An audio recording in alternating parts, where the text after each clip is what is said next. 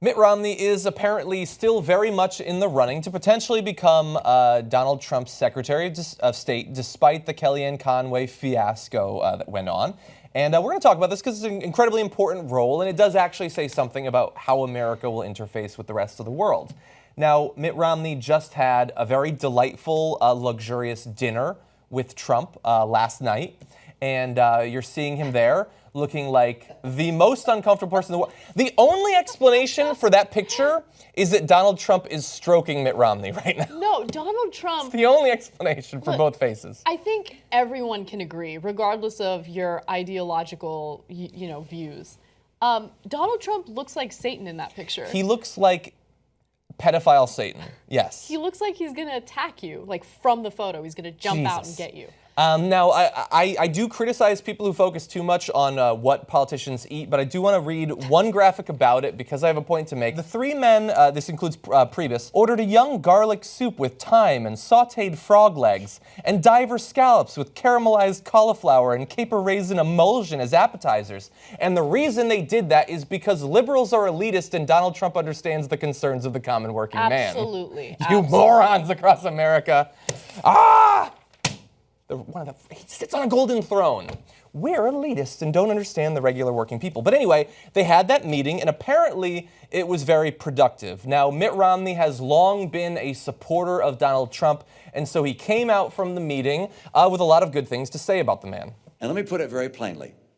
If we Republicans choose Donald Trump as our nominee, the prospects for a safe and prosperous future are greatly diminished.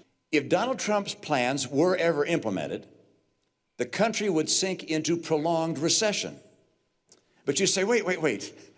Isn't he a huge business success? Doesn't he know what he's talking about? No, he isn't. And no, he doesn't. He inherited his business. He didn't create it. And whatever happened to Trump Airlines?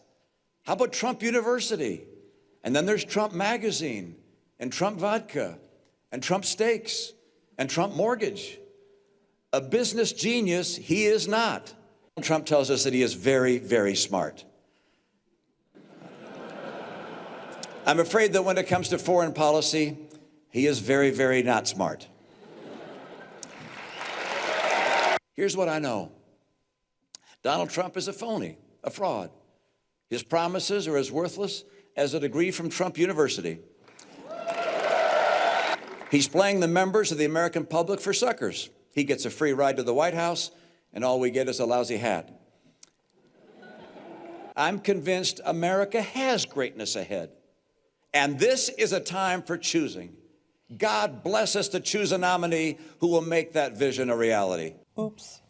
Oh, that was from earlier in the campaign. I apologize. We're going to have his actual comments, but feel free to jump in. Yeah, that was a great moment. For Mitt Romney.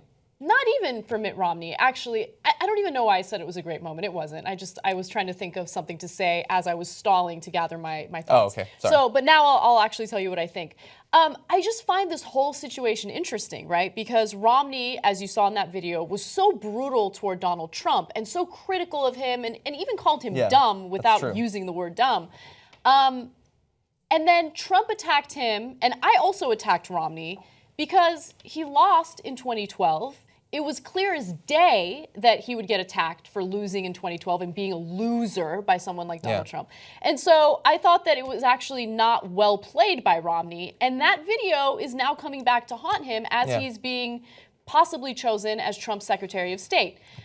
It's amazing. It's all amazing to me. I thought it was actually a great moment because when he gave that speech, he was supporting a different candidate, and Trump was doing quite well in the Republican primary at that point.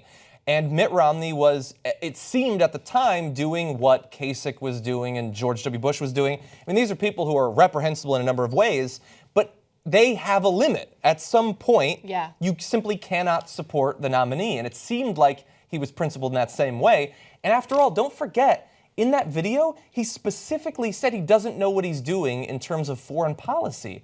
If you become Secretary of State, you're going to have to, yes, you will be able to advise or whatever, and we know he'll listen to his advisors, but you have to put into effect his foreign policy. You are aligning yourself with a person who you just said is not smart. No, and I want to read a couple of comments. Okay. Please let me make one really quick point.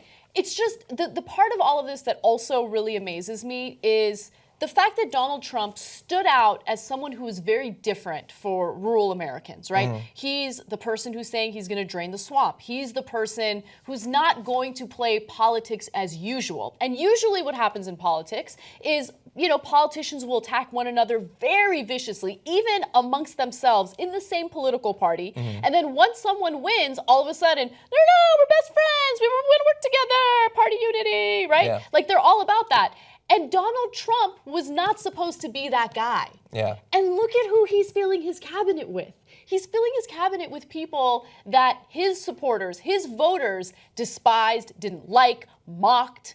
People like Romney, right? And so Donald Trump is the antithesis of a principled human being. And so is Romney. But with Romney, it was to be expected because he is a standard politician. Yeah. And right now, Trump is showing us that he is well on his way to also be a standard politician. Exactly. I want to read a couple of the other statements that Romney put out because I thought that Romney represented, like, it's very, there's nothing easier in the universe than to say, if you don't like the nominees, that there's no difference between the nominees. But there was clearly a difference. It was ridiculous ever to say that there wasn't, and it seemed like Romney did understand it. He said this about 9 months ago: "Today there is a contest between Trumpism and Republicanism. Though through the calculated statements of its leader, Trumpism has become associated with racism, misogyny, bigotry, xenophobia, vulgarity, and most recently, threats and violence. I am repulsed by each and every one of these." This is before grab him by the pussy. And he talked about that quite at length, and he kept saying, there is nothing Trump can do policy-wise to reassure me that he could be president because he has shown clearly, repeatedly, with what he says and what he thinks and what he does, that he is not qualified. And so it doesn't matter what he said in that fancy dinner over frog legs and emulsions. He is still a horrible person, and you are willing to tie yourself to that person. Now, you could say maybe he hopes to, from the inside, enact positive change. Good luck with that.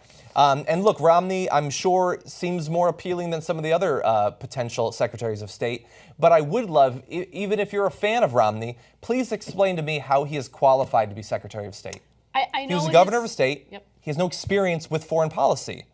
He's simply a high-profile Republican. We need to stop treating the American government, the most important cabinet positions, as if they are simply Christmas stocking stuffers to be handed out to people that you like, or if you want to show that you're appealing to the other side. I don't know, Trump. I just feel like inexperienced former politicians are people, my friend.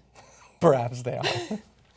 Oh, God. There's more bad stuff about the KKK, and he's playing the American public for suckers. He really liked that lousy hat line. He used that a couple times.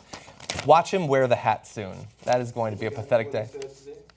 Oh, yeah, why don't we actually play that? That's a good point. So we've jokingly alluded to what he said. Here is what he actually said after the meeting. Enlightening and interesting and engaging. I've enjoyed it very, very much. I was also very impressed by the remarks he made on his victory night. By the way, it's not easy winning. I know that myself.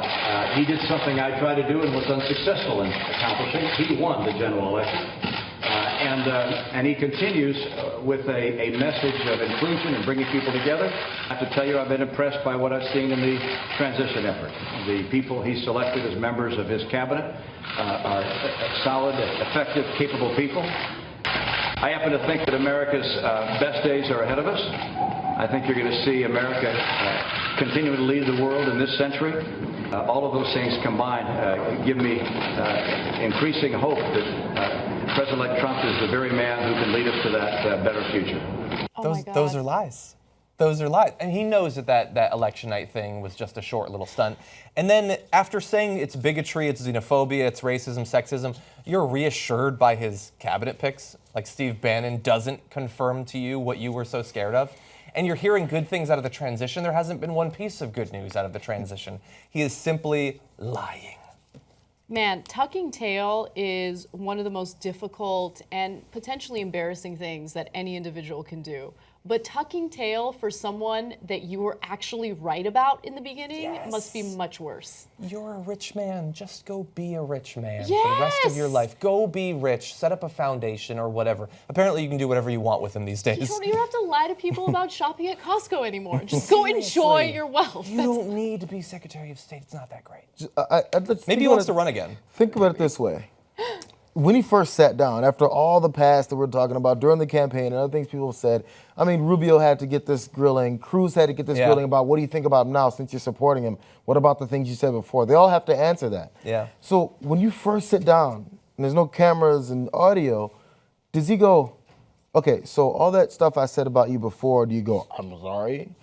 When Trump says this guy was a loser, you know he couldn't win, he choked, remember that choke line? kept insulting him. So when you go and sit down, do you go, hey, good job, yeah, how you doing? Hey, let's do something. Or do you go, yeah, all that was fun and games. Where's the reality of their brains? Is this while he was doing that speech where he cut up Trump? Was he lying then, or was he going, I'm just doing this for fun now, or is he doing it for fun now? Which one is the reality of their true feelings? No one knows. And we hold, and no one cares, by the way, to a degree. Yeah. Someone, a reporter will ask him, so what about what you said before? And he'll go, yeah, that was last. And no one goes, that's ridiculous. Kevin Durant in the NBA, how about this comparison? The Thunder got beat by the Warriors last year in the playoffs. Bitter defeat. Mm-hmm. And he left that team, went in free agency and signed with the team that beat him.